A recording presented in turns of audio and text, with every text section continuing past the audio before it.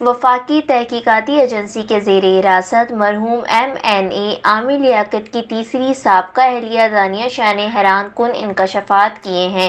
تاحال عامر لیاقت کی سابقہ اہلیہ کے بجائے بیوہ ہونے کا دعویٰ کرنے والی ملزمہ دانیہ شاہ نے مین اسٹریم میڈیا کو دیے گئے ایک انٹرویو کے دوران کہا کہ انہیں FIA نے گرفتاری کے دوران بتا دیا تھا کہ ان پر عامر لیاقت کی ویڈیو لیک کرنے کا الزام ہے۔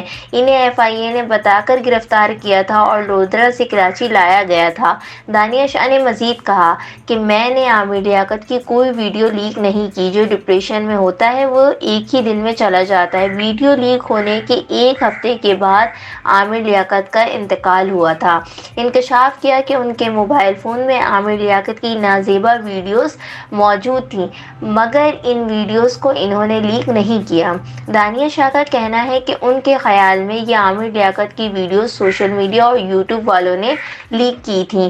دانیہ شاہ کا کہنا ہے کہ ویڈیوز میرے موبائل فون میں تھیں مگر مجھے نہیں معلوم کہ یہ ویڈیوز کیسے لیک ہوئیں۔ دانیہ شاہ نے انٹرویو کے دوران ایک سوال کے جواب میں مزید کہا کہ اگر ویڈیوز سے متعلق میرا دعویٰ غلط ثابت ہوا تو جو میری سزا ہوگی میں قبول کروں گی۔ دانیہ شاہ نے انٹرویو کے دوران انکشاف کیا ہے کہ عامر لیاقت کی خواہش پر میں نے ان کی نازیبا ویڈیو بنائی تھی۔